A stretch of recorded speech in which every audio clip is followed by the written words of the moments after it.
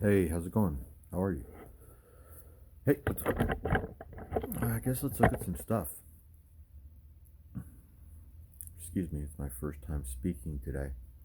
Uh, Thought we'd look at some stuff that's on the table. Come with me, move over a little bit. Let's try this here. Closer to what we're gonna look at. I'm just gonna pull stuff up. I'm gonna pull stuff up off the table, and I'm gonna show it to you.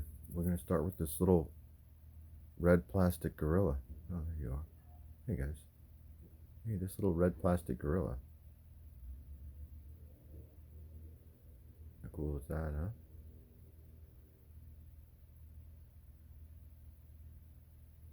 I like this hand. I used to really like this hand. So here's what would happen in my Cartman-like childhood. My mother would come in my room with a peanut butter and jelly sandwich, sliced in half, and on a paper plate, maybe on a regular plate, with some chips, maybe a glass of high C, and then she'd leave, right?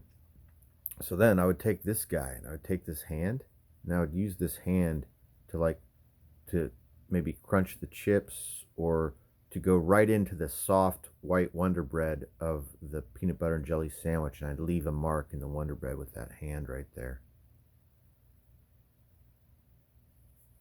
Common occurrence during my childhood.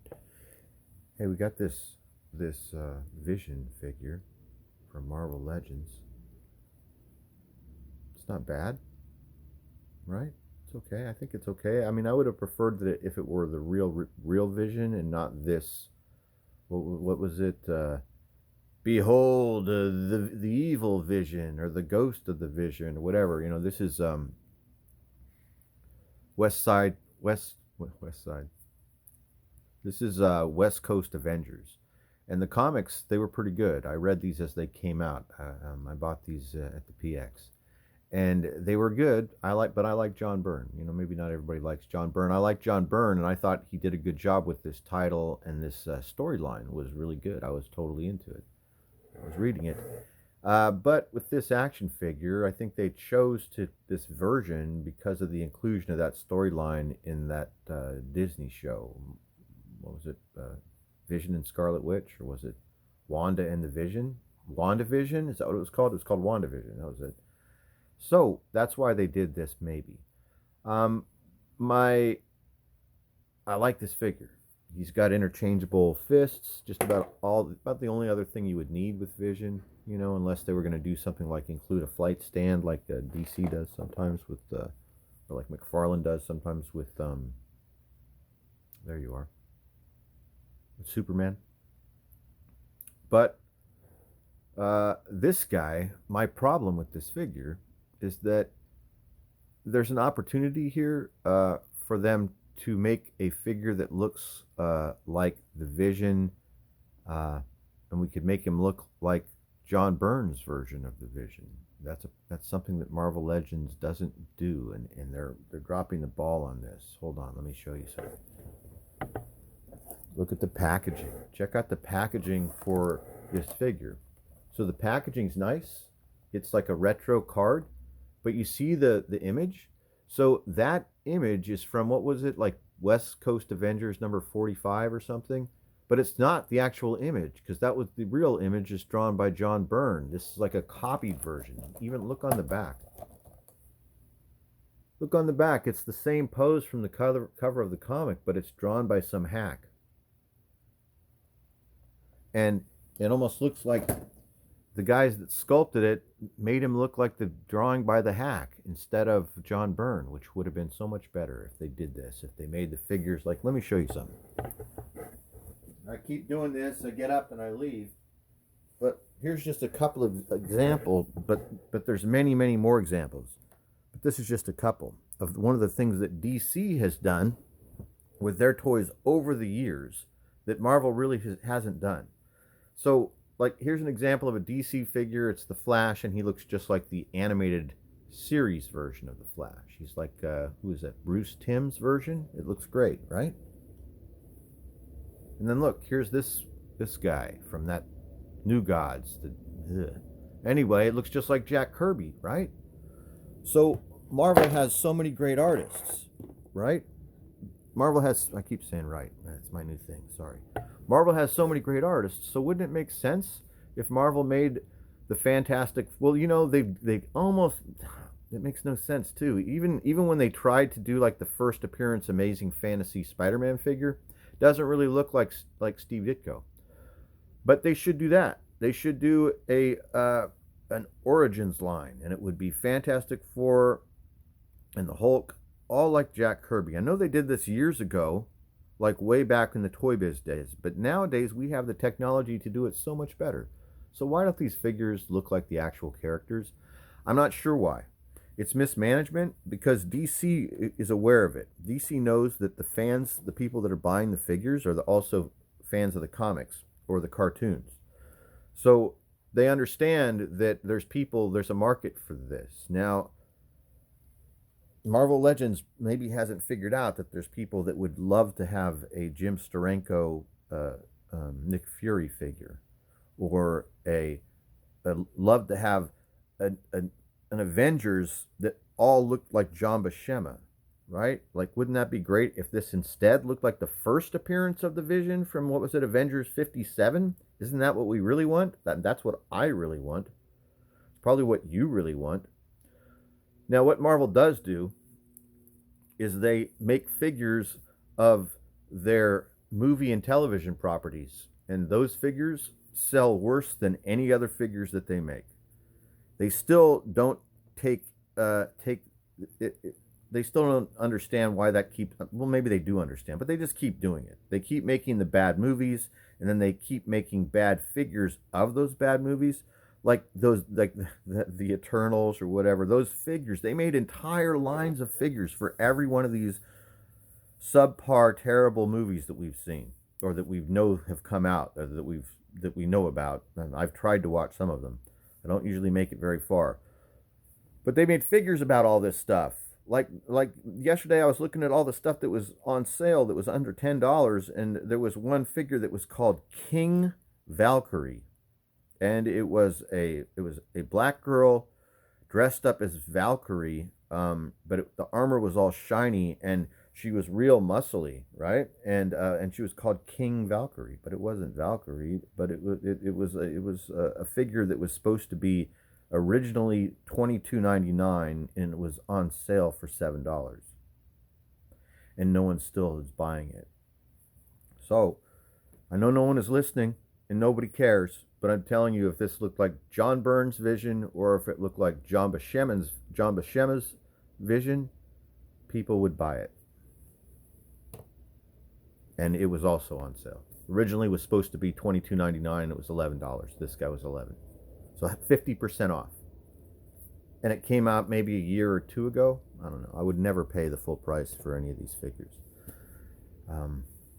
It's part of the game I play. It's part of how I do the whole thing. You know how we do it. It's part of the whole disease of being a collector. I'm always looking around and stuff, and it's not really often that I'm so interested or so into something that I'm going to buy it as soon as it comes out. I'm a guy who waits. Unless it's something that I know is, at least these days. I didn't used to do this. I used to be a pre-order guy. I used to totally be a pre-order guy. There we go. Sorry. I used to be a pre-order guy. I used to have pre-orders on Big Bad Toy Store and Time Walker Toys and Monkey Depot. You've seen my closet, in the hallway. It's filled with 1/6 scale high-end action figures, like the G.I. Joe size. That was one of the first things that I started collecting. I didn't start collecting this small contemporary new stuff. Sorry for the eye rub. Sorry, guys. That was creepy. Anyway, sorry. Uh, I only started collecting these 1/12 scale, like 6-inch and 7-inch scale figures, the new ones, by the influence of my son, because my son collects it all. So my son was really into this size Star Wars stuff mostly at the beginning, and smaller, like the 3 3/4 inch stuff. I was always not in. The only thing that I was buying was higher end stuff, like I said, 6 scale, and I was collecting like the Gangsters Kingdom line and some Hot Toys and some Sideshow. let's look at this next. I really like this. So this is a company that I recently discovered. So I like Teenage Mutant Ninja Turtles. I like just about everything except for Beats.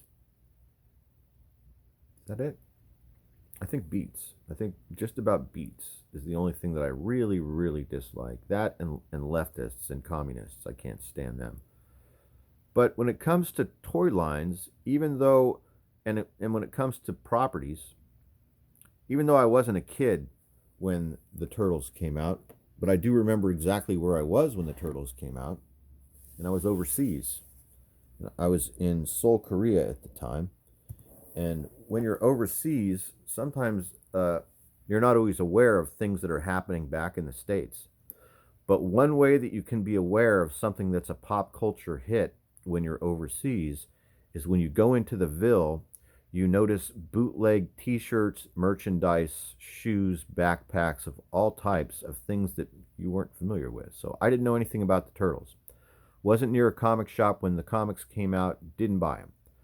I was in Korea, living in Seoul, and going to Itaewon every day or every night. And I started seeing T-shirts, fake T-shirts of these characters, and I was like, "Who are these guys? These are kind of cool." And then about 5 years after that, I started having kids, and I started buying Turtles things from the early '90s and mid '90s and late '90s probably, and watching the cartoons. Got into it all through my kids and everything. So now I noticed there's this company called Loyal Subjects, and they're making these kind of 5-inch scale articulated figures called the Best Action line, and they're cool. I like them. It's a cool little Donatello. He's the brains of the outfit. There's really good articulation here. You can put him in all kinds of crazy turtle ninja poses, which is great. You know, his bow staff comes out of here. I don't want to. There we go. His bow staff comes out, and of course, all this stuff. So I like these turtles.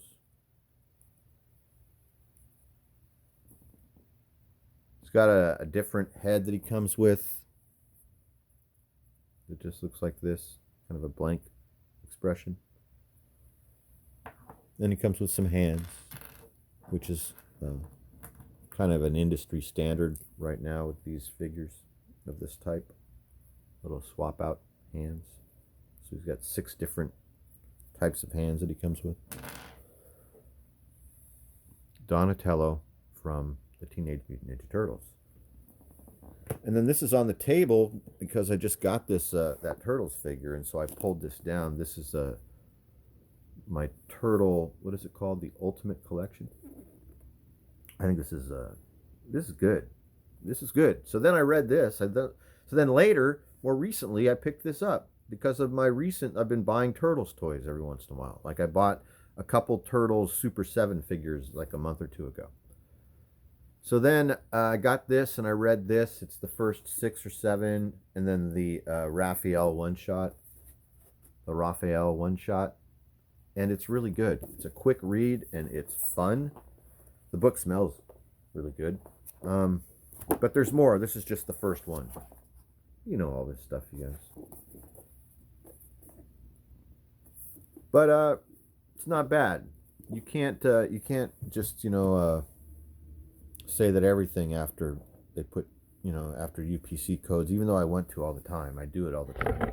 It feels like everything was bad, but this is still when things were good. Really, this time, the early '90s, this stuff was still pretty good. I like it. It's not woke, that's for sure. There was no weird stuff in it like there is now in children's programming. There was nothing weird in here like there is today. Um, I don't remember any of the turtles having any sort of gender identities. Do you? Mm-mm. It's a show for kids, you guys. It was a show for kids. Still, all this stuff. There's a reason why they are subverting it and taking it away from not only taking it away from us, like they took our comic shops away, but taking it away from future generations. And in addition to subverting it and taking these stories and these traditions, these these these classical arc stories of heroism and good versus evil, taking them away and turning them into moralistic authoritarian propaganda. There's a reason why they've done that, and it's not a good reason. So they've subverted our heroes. They took them away, and everybody still craves them. It's the reason why all these movies are tanking and everything, and nobody cares about any of this stuff because it's all empty. It's like a husk of what everything used to be, in a way. Interesting, huh? How it arrived here at our doorstep, right in our hobby. It came to us, and so yeah, they took our comics away from us. They're taking our heroes away by subverting them all. King, Valkyrie, I couldn't even figure that out. It doesn't make any sense. And none of what they're doing is selling because the people that they're marketing to, the audience, so they've pushed the core, the real audience away, the people that really appreciated what this was about, like who this guy was, and the people that know all about all this. And boy, this particular one right here is like a soap opera. There was tremendous drama in this comic book in the 1960s involving this guy and his romantic relationship, and they made a TV show about that, but it's not the same at all, not even close. It was ridiculous.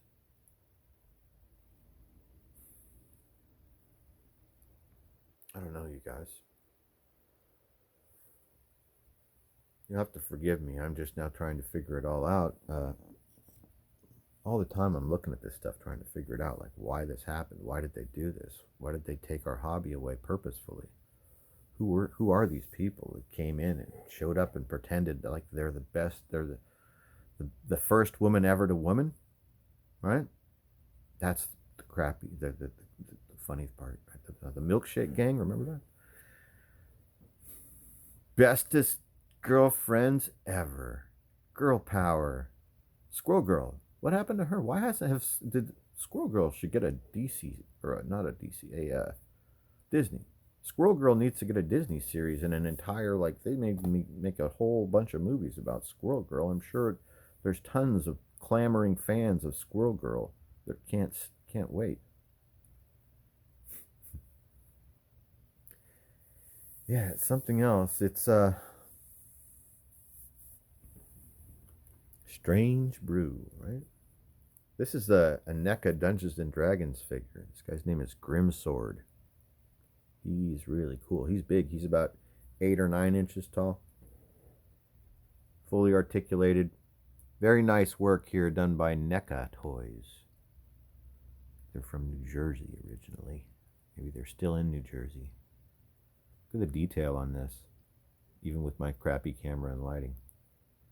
That shield and that sword. Let's get the back. Even though this says Dungeons and Dragons, and it does remind me of Dungeons and Dragons, Dungeons and Dragons figure it's called. This guy reminds me of that, what's it called? Prison Planet or Prison Pit? What is that comic book? He's been this so this figure, I've been having a hard time making him stand. He's fallen down like 3 times.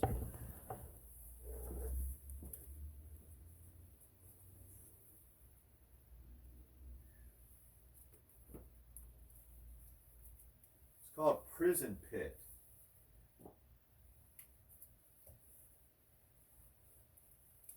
His name is Johnny Ryan. I forgot his name. So this guy Johnny Ryan, my son is a real big fan of his. That's where I heard about this from my son. My son's a huge fan of Prison Pit and Johnny Ryan and all the other stuff that Johnny Ryan has done, and he has custom action figures and custom skateboard of this guy right here. I think he's got a the custom painted skateboard by this Johnny Ride. But that's who that. Do you see what I'm saying? That's who this D&D figure to me looks like. He looks like one of these characters from in here. I'm trying to find like some of these monsters to show you. Like, look, here we go. Kind of looks like this. Like these guys.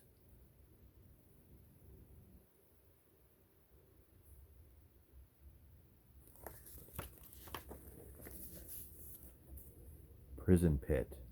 I recommend this. It's thick. It's heavy. There's a lot to it. It's fun. It goes really quick because there's almost no words in it.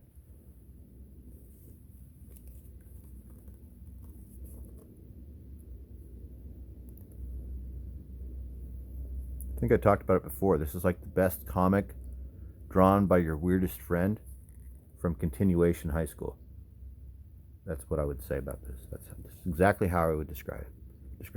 It's the best comic drawn by your most talented weirdo friend that you went to. That's what I mean. What do they used to call it? There was another name for continuation school. I can't remember what it was anyway. Stoner High School or something like that. Burnout High. Yeah, that's what this reminds me of. The product of Burnout High. I think that's all we got today. It wasn't much. It was only 21 minutes and 43, 44, 47 seconds. Thanks for joining me. I hope you guys have a fantastic day or evening, and I'll talk to you next time. Bye-bye.